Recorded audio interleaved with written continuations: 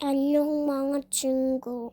Siyempre, panibagong araw, panibagong vlog na naman. O, diba? Nakikianyong na din si Colette. Ayan na, may hawak na akong payong kasi medyo umuulan. Bawal mabasa, bawal magkasakit. Mahal ang Bay Jessic, walang yakapsul, walang kispirin, kaya kailangang magpayong. So, ito nabibili ako ng tinapay. Ang request ni Cutie ay donut. Ay, bakit baga din ang donut ay walang butas? Pagkakita ko pala, ako'y nagdadalawang isip na dahil sa Pinas man din ang donut ay may butas sa gitna. Na isinising-sing ko yun nung ako'y bata. At utay-utay kong inuubos, bawal madaliin kasi tig-iisa lang kapag naubos, matatakam ka sa kinakain ng kapatid. Kaya utay-utay, utik-utik. So, eto na nga, nag-order lang ako ng 5 kasi si Cutie lang na naman ang kakain.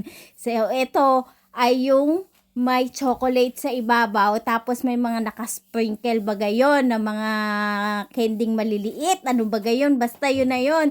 So ako'y namang hadini sa inaanibal na asukal, abay kutsara lang ang gamit, isinasaw-saw nga ni, tapos pinapainitan, abay tumutulo na ang asukal doon sa tinapay, o diba? Sa mga meron dyan mga mahilig mag-bake, ganyan na lang inyong gawin. Oh, napakagaling, napakadali pa. So, eto na nga at piniprepare na pero hindi akin yan. Kaya nakikitingin lang dun sa katabi kong umu-order. Ang order niya ay asukal nga ni. So, eto na. Kung makikita nyo, natakam ba kayo? Parang hindi naman, diba? So, eto parang ano lang baga, monay na nilagyan ng asukal. Abay, nung namangha ako at yung butas ay inilagay sa gilid. Pero meron din sa atin ito yung nabibili sa Dunkin Donut bagayo na pinapalamanan din ng mga ganito na mga icing.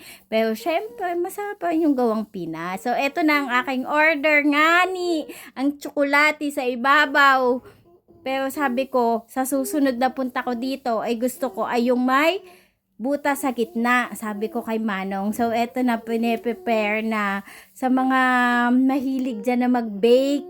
Alam nyo, napakasarap talaga ng pandesal sa Pinas. Nung nandito ako sa company, maraming nagtatanong sa akin kung alam ko daw yung malunggay pandesal. Abay, syempre, at yun naman ay patok sa atin. So, ayan na, nadala ako na ang aking mga pinamili. Kaya ako muna ay uuwi ng bahay. Bye-bye!